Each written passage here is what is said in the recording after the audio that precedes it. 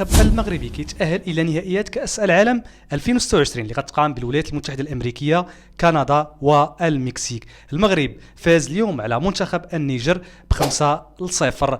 الشوط الأول انتهى ب2-0 من توقيع السيباري والتألق ديال الظهيرين الأيسر ومن حكيمي وبالعامري اللي قام بمباراة كبيرة وقدم جوج ديال التمريرات الحاسمة في هذه المباراة. الشوط الثاني تألق المنتخب المغربي، سجل عن طريق الكعبي والتمريرة الحاسمة ديال بالعمري. إيغامان دخل وسجل كذلك هدف الرابع ديال المنتخب المغربي. أناحي من مقاعد البدلاء كيدخل وكيسجل الهدف الخامس للمنتخب المغربي، وكتنتهي المباراة ب5-0 مع تسجيل طرد في صفوف منتخب النيجر في حدود الدقيقة 21. وبالتالي المنتخب النيجر كان مقدم مقابلة قوية في الدقائق الأولى قبل الطرد، وشفناهم سجلوا هدف وترفض لهم داعي التسلل، لكن بعد الطرد تغيرات المقابلة وصبحت لصالح المنتخب المغربي. الدفاع ديال المنتخب المغربي ما تختبرش في هذه المباراة، لا الدفاع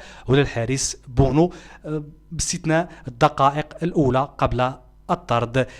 بالنسبه لوليد الركراكي شفناه فتح صفحه جديده مع المنتخب المغربي وحيد منه العاطفه، دخل اللاعبين اللي كيستحقوا انهم يلعبوا، وشفناه خرج دياز في الدقيقه 74 وناحي كذلك كان على مقاعد البدلاء. النقطه السلبيه في هذه المباراه هو الجمهور، ما شفناش جمهور اللي كيدعم اللاعبين المغاربه، وما شفناش جمهور اللي كيضغط على الفرق او الفريق الخصم. وبالتالي المنتخب المغربي ما محتاج الجماهير اللي كتفرج، بل محتاج الجماهير اللي غادي تضغط على الخصم وتدعم المنتخب واللاعبين انهم يسجلوا اهداف.